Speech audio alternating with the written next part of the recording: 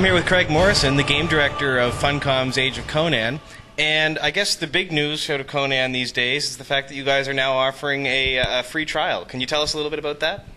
Yeah, well, I think it's fairly straightforward. It's a free trial for players to get to try the game for themselves and see the changes that have been made in the game and see how far the game has come since it launched last year and get to try it for themselves without any commitments and play for free and get a little bit of a glimpse into the game and see for themselves what they think so they can form their own opinion.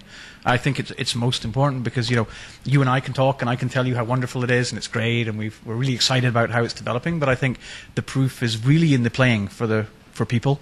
And it's really important for us to let people see for themselves how much the game has improved and get to talk to their friends and get that word of mouth going because, you know, I think especially in the MMO genre, the word of mouth is so important. You know, players shouldn't listen to me. They shouldn't let me tell them how great the game is or how good the game is or how different it is from what they might have experienced before or what they've heard about it.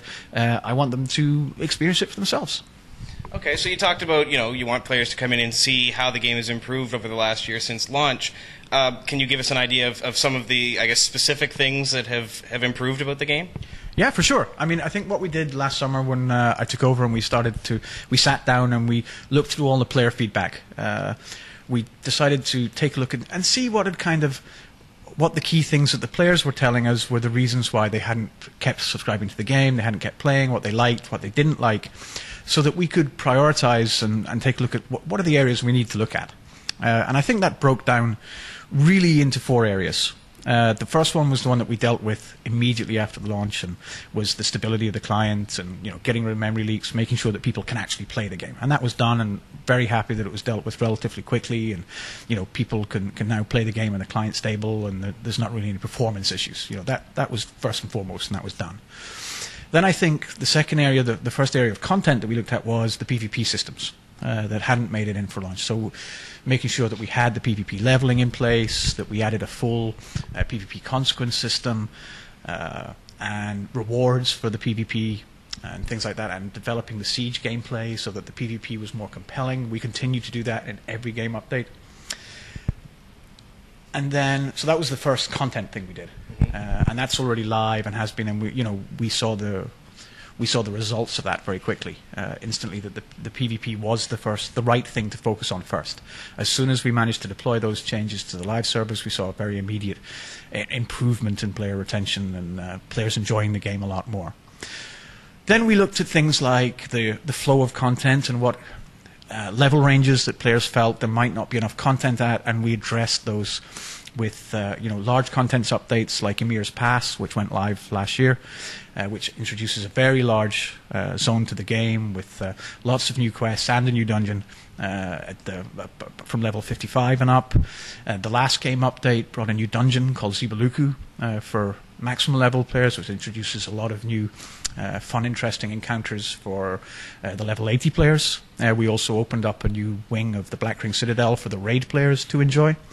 So it's been about addressing the gaps where players felt maybe that level range didn't quite have enough content or they would have liked more content. And we've padded it along the way with dozens of quests scattered throughout the other zones to pad those out as well and give more content for the players. And then finally, which is the focus of our next major game update, there was consistent feedback all the way through that the players didn't quite find that the items, the RPG system, the items, the statistics, and what they meant to their character was compelling enough. They just didn't quite feel that, you know, when they upgraded from their level 30 dagger to their level 50 dagger, that it made enough of a difference. Yeah. And so we really wanted to look at that, and that's obviously a much more fundamental area of game design.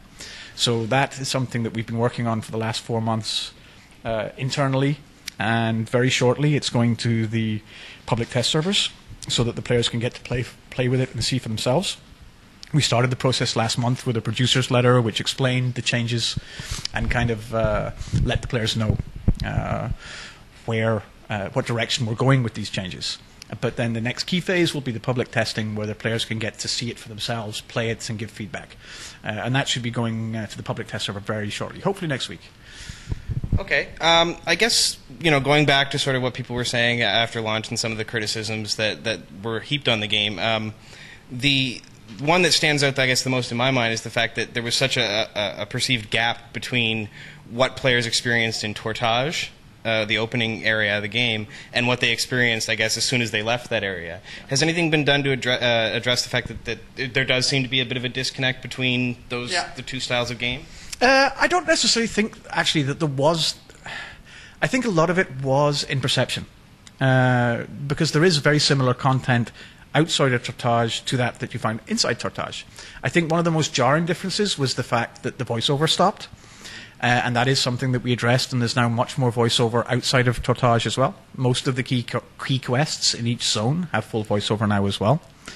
So that was a simple thing that we could do that allowed players to transition better into the multiplayer environment.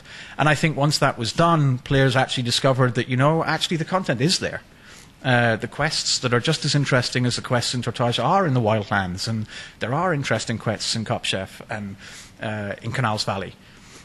When they actually realize, okay, they are there. I've just had to travel a little bit further, and I've got to here, and this quest was really interesting. That we revamped the initial dungeons, like the Pyramid of the Ancients in Kopchef, and made that a much more interesting experience. So I think we've done a combination of lots of little things to bridge that gap between the experience in Tortage and the experience in the open world.